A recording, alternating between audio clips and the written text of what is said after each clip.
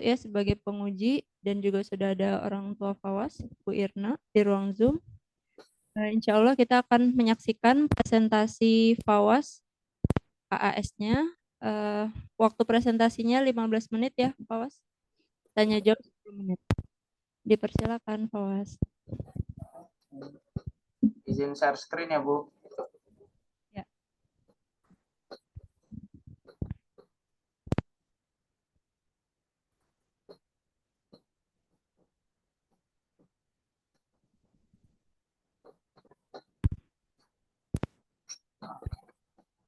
Assalamualaikum warahmatullahi wabarakatuh. Selamat pagi. Pertama-tama saya ingin berterima kasih telah menghadiri presentasi saya hari ini, terutama kepada Bu Yeni yang sudah membimbing saya untuk KS saya semester ini. Saya Muhammad Fawas Ihsan dari kelas 8 akan mempresentasikan konferensi akademik siswa saya semester 1 tahun ajaran 2024-2025. Sebelum memulai, izinkan saya menyampaikan daftar yang akan saya bahas nanti. Jadi yang pertama, saya akan membahas tentang pelajaran yang saya minati, itu apa, lalu yang kedua, akan ada penjelasan tentang topik yang saya pilih dalam pelajaran yang saya minati, dilanjutkan dengan pengaplikasiannya di sehari-hari itu seperti apa, lalu perspektif dari aspek-aspek lain seperti biologi, mental, dan lain-lain, lalu seberapa paham saya dalam materi ini, dan yang terakhir refleksi diri terhadap sikap belajar.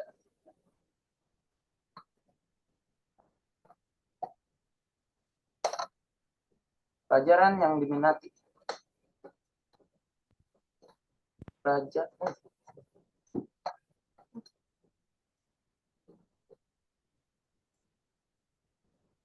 Pelajaran yang saya minati adalah pelajaran PJOK. Kenapa PJOK? Karena saya dari kecil sudah sangat menyukai tentang olahraga.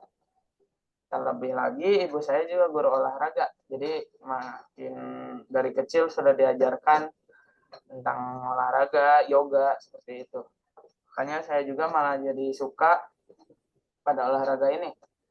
Di sisi lain, olahraga juga memiliki manfaat yang beragam, seperti dia tuh mengurangi stres dan juga membuat tubuh lebih bugar dan masih banyak lagi.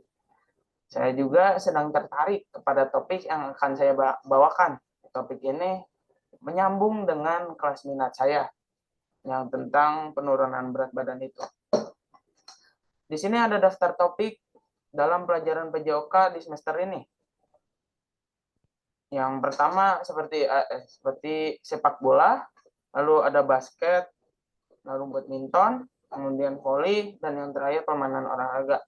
Saya juga di sini menambahkan topik bebas, karena di KAS ini kita boleh memilih topik di luar kurikulum yang ada.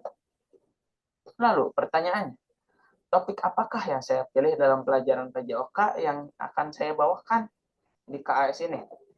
Jawabannya adalah topik bebas. Seperti yang tadi sudah saya jelaskan juga, saya ingin melanjutkan materi yang ada di kelas minat saya. Apa sih topiknya itu? Topiknya adalah perubahan komposisi tubuh melalui olahraga dan pengaturan makan. Sebelum lanjut, kita membahas dulu apa sih komposisi tubuh itu. Komposisi tubuh itu adalah istilah yang dimana untuk menggambarkan tentang proporsi tubuh yang ada untuk bagian-bagian yang ada di tubuh kita, seperti otot, tulang, lemak, dan air. Bagian-bagian itu tuh memiliki perannya masing-masing dalam tubuh kita. Misalnya otot. Otot itu perannya, dia itu membantu untuk pergerakan. Juga dia menyalurkan kekuatan, seperti ingin mengangkat galon atau apa-apa itu memerlukan otot. Dan dia itu membantu metabolisme tubuh juga. Metabolisme tubuh itu adalah proses kimia yang dimana makanan dan minuman yang kita konsumsi menjadi energi. Ya, seperti itu. Lalu di sini ada tulang.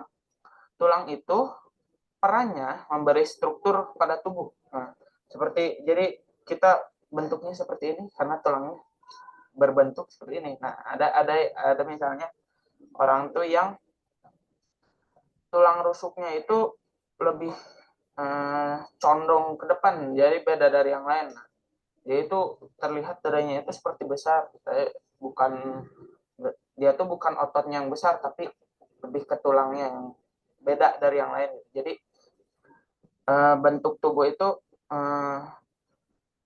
tulang tuh ngaruh besar dalam bentuk tubuh tuh.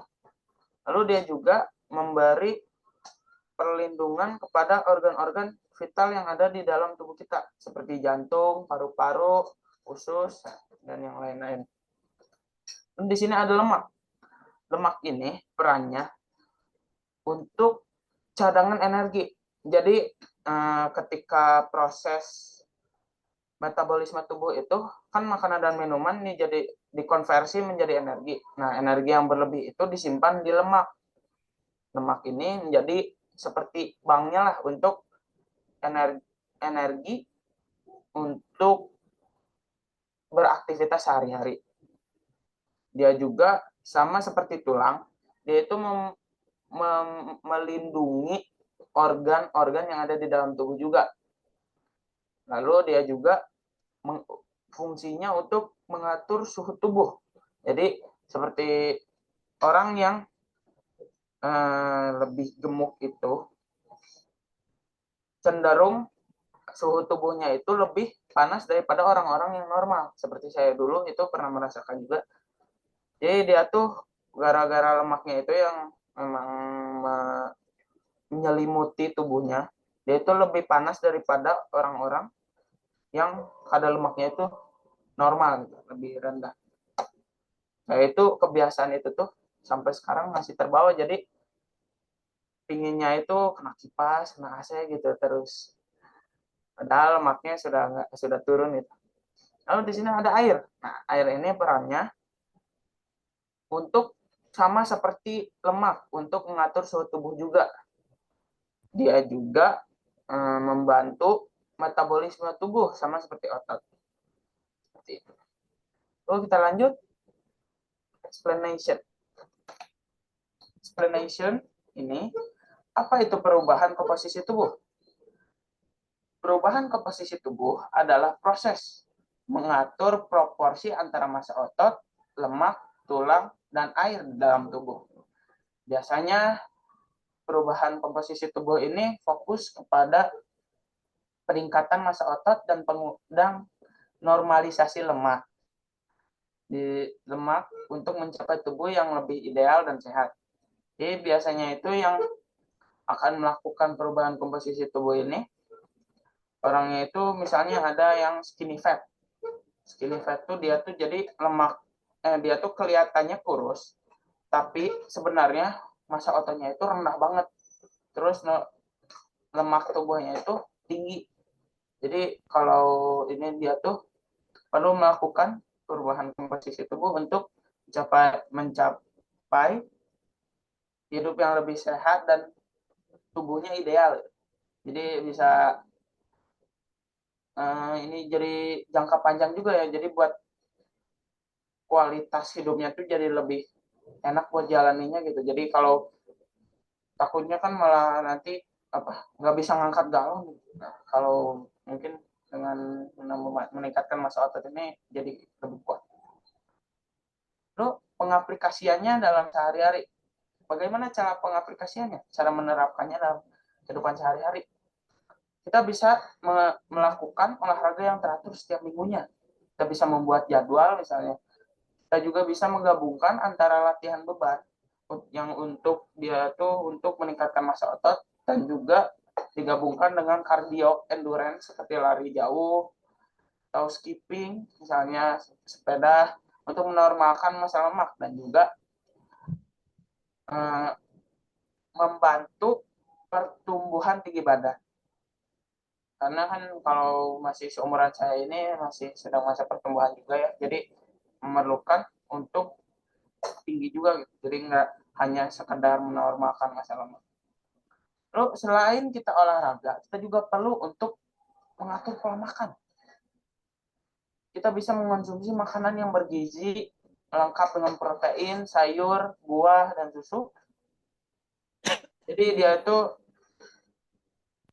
kalau itu bisa kurangin lah makan makanan yang gak sehat seperti misalnya fast food atau enggak apa seblak, basreng kayak gitu, dia dikurangin lah. Soalnya kan itu nggak sehat buat tubuh juga. Kita bisa mengambil jalan alternatif dengan memasak sendiri. Nah, kalau ada punya waktu atau gimana, kita bisa masak sendiri juga untuk memenuhi asupan gizinya. Kita bisa juga, misalnya ini protein. Protein itu kan ada dua, ada protein hewani, ada protein nabati. Dia itu, misalnya protein nabati itu dia dapatnya dari kacang-kacangan, tempe, dan tahu. Nah, itu kan murah juga ya, jadi nggak mahal-mahal kalau beli di restoran cepat saji itu biasanya lebih mahal. Apalagi kalau restoran cepat saji itu dia tuh makanannya kebanyakan ultra proses food, jadi yang udah diolah berkali-kali seperti misalnya daging ham yang di burger gitu, dagingnya ya tepungnya itu dia itu kan dari gandum diolah lagi menjadi tepung lalu dimasak lagi, nah gitu itu ultra proses food. Lalu jadi tadi protein hewani bisa didapatkan juga dari misalnya telur. Nah telur itu kan kalau dibanding sama daging-daging lebih murah, jadi dia itu ya pokoknya lebih murah lah, terus asupan gizinya juga terpenuhi.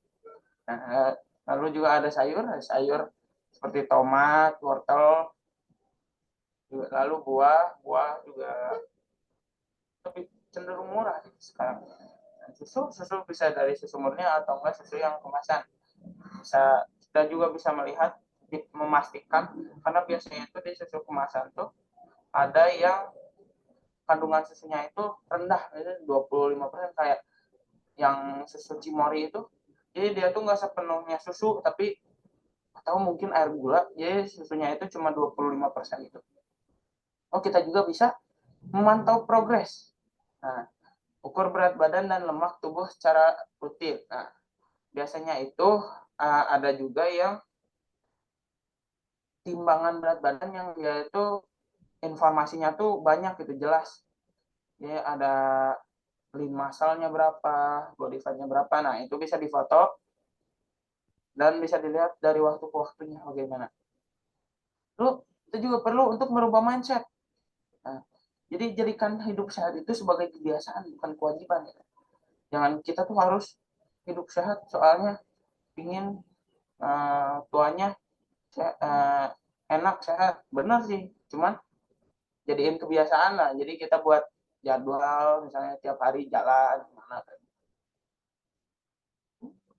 Lanjut kepada perspektif dari aspek-aspek lain. Saya mengambil di sini ada 4. Yang pertama dari aspek kesehatan. Dengan melakukan perubahan komposisi tubuh ini, kita bisa mengurangi risiko penyakit kronis seperti stroke, penyakit jantung, dan memperpanjang usia dan kualitas hidup. Lalu dari segi psikologis atau mental, dengan mengurangi dengan melakukan perubahan komposisi tubuh ini, kita bisa mengurangi stres dan kecemasan serta melepaskan hormon kebahagiaan yaitu endorfin. Lalu yang ketiga adalah motivasi dan pencapaian pribadi. Dengan melakukan perubahan komposisi tubuh ini, kita memberikan rasa pencapaian dan percaya diri serta membantu tetap termotivasi. Lalu yang terakhir adalah dari aspek sosial. Dengan kita melakukan perubahan komposisi tubuh ini kan kita secara tidak langsung berolahraga juga.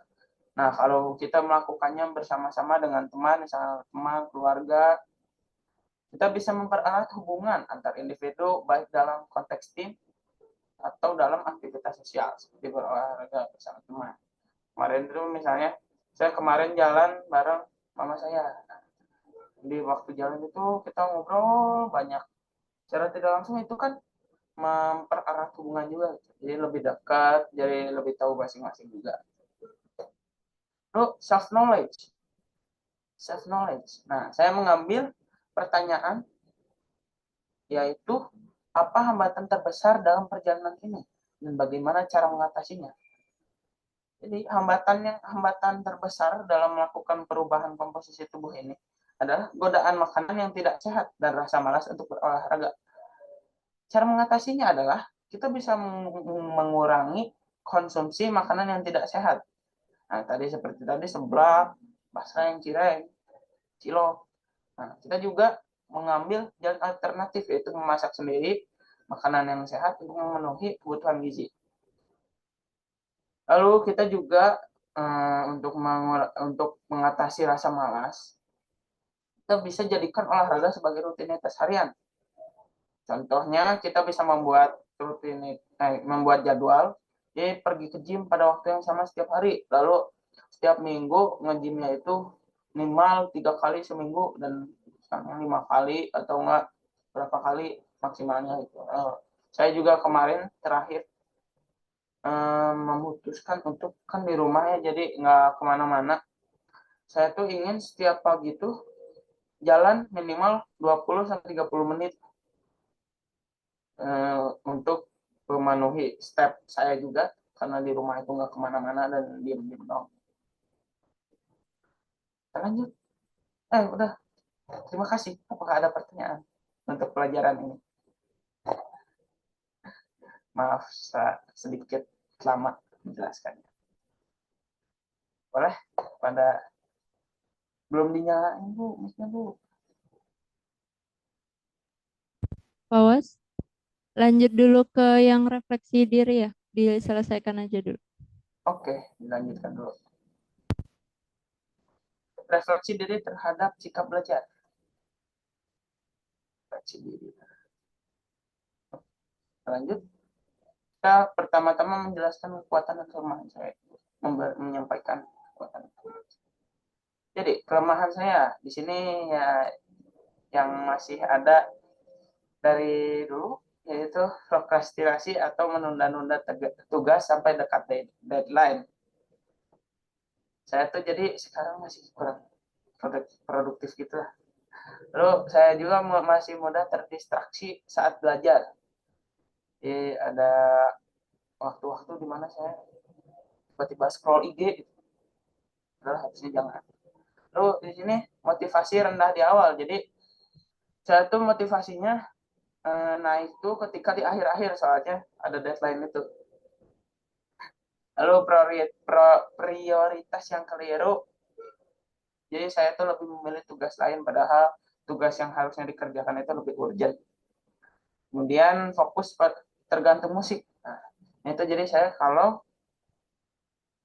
belajar tuh perlu mendengarkan musik untuk menjaga kita fokus gitu.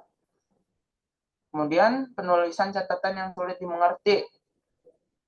Saya sering acak-acakannya catatannya, terus kurang jelas alurnya kemana.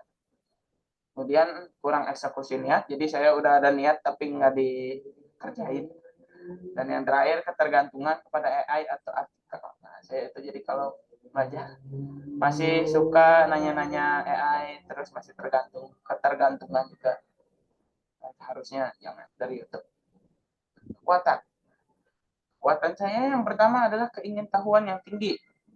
Lalu yang kedua adalah tertarik untuk menginspirasi orang melalui pengalaman belajar atau perjalanan pribadi. Nah, dan yang ketiga, lebih suka belajar materi yang langsung berdampak pada diri sendiri. Jadi saya itu lebih suka belajar materi yang dampaknya itu nggak terlalu jauh gitu. Jadi jadi bisa langsung dirasakan bagaimana. Jadi kayak kemarin penurunan berat badan itu langsung terasa. Seminggu setelahnya langsung turun berat badan. Kemudian adaptif terhadap teknologi, ya jadi di sisi lain saya terlalu bergantung kepada AI dan artikel, tapi saya ngerti gitu teknologi bagaimana cara kerjanya. Lalu yang kelima, belajar dari pengalaman. Jadi saya tuh belajar ya belajar dari pengalaman dikit-dikit, mulai fokus, mulai hilang kelemahannya itu. Tapi masih tetap ada ya. Lalu yang terakhir, fokus pada tujuan dan pencapaian. Nah, saya itu selain suka belajar yang berdampak pada diri sendiri, saya itu kalau belajar tuh harus tahu tujuan dan tujuannya itu apa gitu. Terus nanti yang bakal didapetin apa gitu. Jadi, makanya saya kurang suka buku, misalnya buku novel kayak gitu, yang tujuannya itu harus nyari sendiri gitu. Jadi ya saya lebih milih buku yang self improvement soalnya udah tahu tujuannya apa. Tindak lanjut. Tindak lanjut. Rencana tindak lanjut dari saya sendiri, dari siswa, dan saya akan membangun kebiasaan yang lebih produktif untuk menghilangkan prokrastinasi itu dan menunda-nunda tugas juga. Ya lebih produktif lah, jadi kerjain tugas lebih awal, lalu ya jangan ditunda-tunda, yang motivasinya rendah di awal jadi naikin di awal gitu. Kemudian cari sumber belajar yang sesuai. Nah, jadi jangan terlalu ketergantungan kepada AI, jadi bisa ke YouTube juga cari yang sesuai lah, bisa dari buku. Kemudian gunakan teknik pencatatan yang jelas dan rapi. Nah, ini harus dilatih juga. Dan yang terakhir, mendengar musik instrumental. Jadi kan biasanya itu musik yang ada vokalnya kayak gitu malah mengganggu fokus juga dan malah ngedistract. Di instrumental biar lebih fokus. Lalu tindak lanjut dari orang tua. Nah, dari orang tua ini harus bukan harus terus mengingatkan untuk lebih produktif dan tidak menunda-nunda.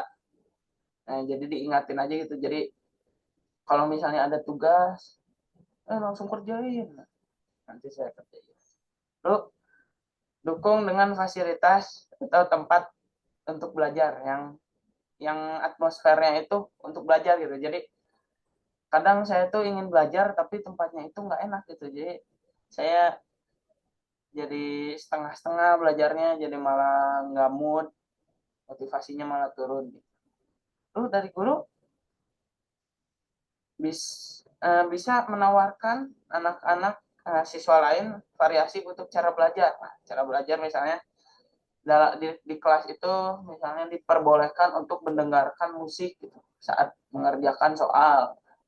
Itu kan selain menambah fokus, jadi untung ke anak itu sendiri gitu. Jadi dia tuh malah nggak terdistrak sama suara yang ada di kelas misalnya, dan lebih fokus.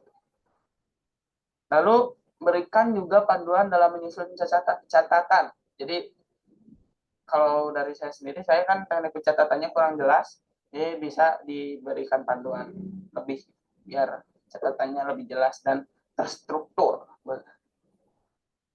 Terima kasih. Apakah ada pertanyaan? Baik, terima kasih Fawas. Kita beri applause dulu buat Fawas. Baik, selanjutnya saya langsung berikan kesempatan kepada Bu Yeni untuk memberikan komentar maupun pertanyaan untuk Fawas. Saya dulu ya. Terima kasih Bu Esti. Assalamualaikum Bu Esti, Bu Ayu, Bu Irna, Fawas, dan yang hadir semuanya. Selamat Fawas, sudah sampai ke presentasi kelas minat. Dan bagi saya Fawas itu yang paling dominan adalah percaya diri. Dan itu penting, penting banget dalam belajar. Jadi itu dulu. Habis itu kan baru kita atur deh ya flow-nya. Tapi tidak semua teman mungkin ya memakai cara yang sama dengan yang kita lakukan. Kan gitu ya?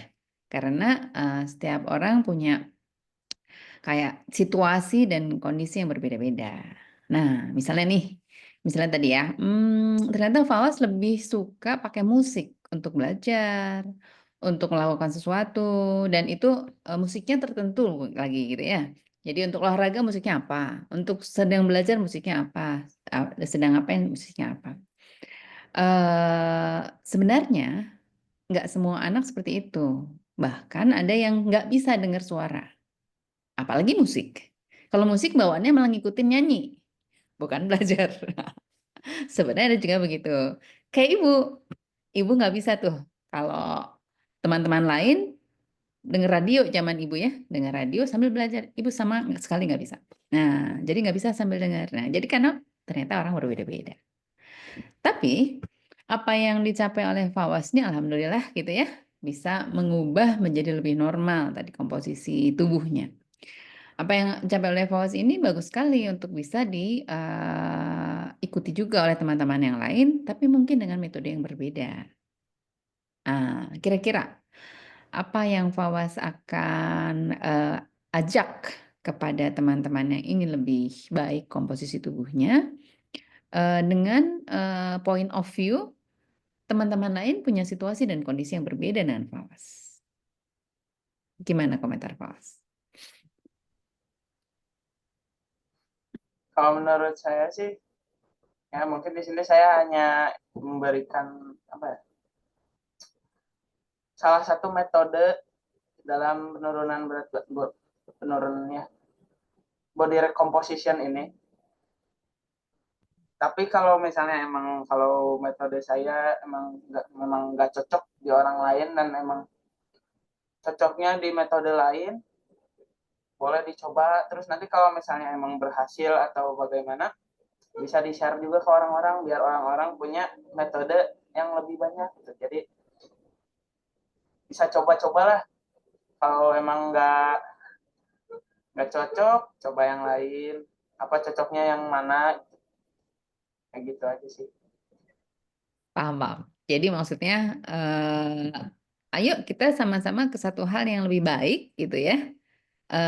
Variasikan dengan cara masing-masing gitu ya. Kalau misalnya ada teman yang udah berhasil lagi dengan cara yang berbeda, itu jadi lebih kaya gitu ya.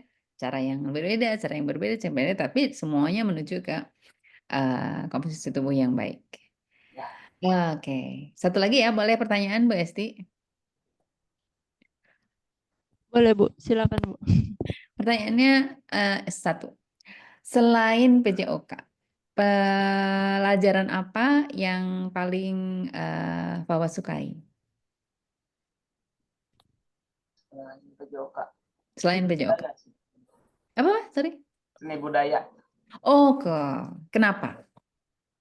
Karena di situ tuh tempatnya menyalurkan gitu. Menyalurkan. Ya seperti tadi yang Hafal sampaikan ya, yang lebih terlihat perubahannya gitu ya, dampaknya buat Fawaz sendiri. Baik, itu aja. Semoga makin bagus dan good job. Fawaz sudah memberikan yang terbaik. Terima kasih, Bu Esti. Selanjutnya saya persilakan Bu Ayu. Ya, selamat Fawaz. Keren banget ya presentasinya. Yang saya pengen tanyakan, berapa persen dibimbing materinya oleh Bu Yeni? Berapa persen? 10% sih. 50%-nya ada setengahnya? Atau Ada setengahnya. Jadi Bu Yani itu yang katanya Bu Yani memberitahu apa yang nanti yang bakal dibahas kayak gimana, terus selanjutnya saya yang melengkapi detail? Ya, melengkapi. Oh. Saya ngejelasinnya detail banget. Ya. Iya, saya melihat presentasinya runut, sistematis, dengernya enak banget gitu. Udah kayak denger dokter gizi jelasin.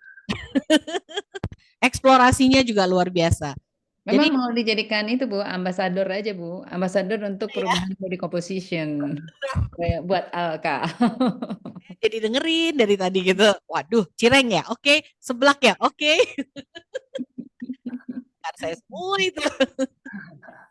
Selamat. Jadi Fawaz apal sekali materinya, menjelaskan dengan intonasi yang baik, membuat audiens ini jadi berpikir kembali ya untuk memakan hal-hal yang Fawas katakan tadi.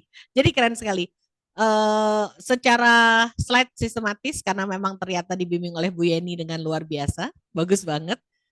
Tapi Fawas juga tahu secara detail, Fawas melakukan eksplorasi. Karena di KAS ini yang kami harapkan begitu, dari guru pembimbing, skemanya, cara berpikirnya. Tapi kalian sebagai siswa lakukan eksplorasi. Dan saat presentasi hafal dong isinya, jangan dibaca lagi. Tapi memang memudahkan ya presentasi secara online. Kita nggak bisa lihat ini baca atau enggak. Cuman kalau saya lihat sih baca dengan apa bacanya tegang itu kelihatan dia baca. Kalau Fawas nggak sambil ketawa-tawa, dia goyang-goyang, intonasinya juga sangat lengkap gitu untuk masing-masing kalimat itu dia kasih penekanan itu nggak mungkin baca. Itu pasti hafal. Ya, jadi saya pikir nggak ada masukan dari saya untuk presentasi materimu. Luar biasa, keren banget. Saya setuju jadi ambasador untuk kesehatan. Merubah apa itu namanya? Pola makan atau apapun itu. Terima kasih Fawas, luar biasa, keren. Alhamdulillah. Ya, terima kasih. Learning by doing ya. Ya, selanjutnya saya persilakan kepada orang tua Fawas, ada Bu Irna. Dipersilakan Bu Irna untuk memberikan komentar atau saran ke Fawas. Ya, Assalamualaikum warahmatullahi wabarakatuh. Waalaikumsalam. Alhamdulillah, 2 jumpa. Ya, Ibu sangat bangga sekali atas hasil yang barusan Fawas telah presentasikan ya karyanya. Alhamdulillah. Ya, ini memang saya tuh seperti sangat bersyukur sekali ya karena seperti yang kata Fawas tadi, kami sama-sama dalam satu minat yang sama. Apa bisa jadi Fawas tuh jadi penyemangat saya sekarang, terbalik. Penyemangat saya dan pengingat saya juga gitu, yang alhamdulillah sekarang sangat konsisten dan sangat disiplin Bu Yeni. Di saat saya masih ada cheat day, Fawas itu selalu mengingatkan gitu untuk saya, apalagi ingat umur katanya gitu, ingat umur gitu. Kalau dia sih masih kok ini gitu, kalau saya ingat umur katanya gitu. Dan ketika saya seperti mendapat apa ya, apa maksudnya sahabat yang memang sama-sama kita berkegiatan gitu ya, seperti ya berolahraga bareng. Ada momen ketika ada apa satu event yoga, Fawas juga suka ikut gitu. Dia misalnya dia lari atau jalan, saya juga apa ya bareng-bareng gitu, dan akhirnya jadinya ngobrol tentang kesehatan, tentang gizi, tentang komposisi semuanya. Seperti itu. Alhamdulillah. Ya, cukup segitu. Hanya mungkin pesan saya apa ya yang perlu ditingkatkan, mungkin manajemen waktunya juga. Enggak pas saat apa injury time apa tuh baru jadi buru-buru ya.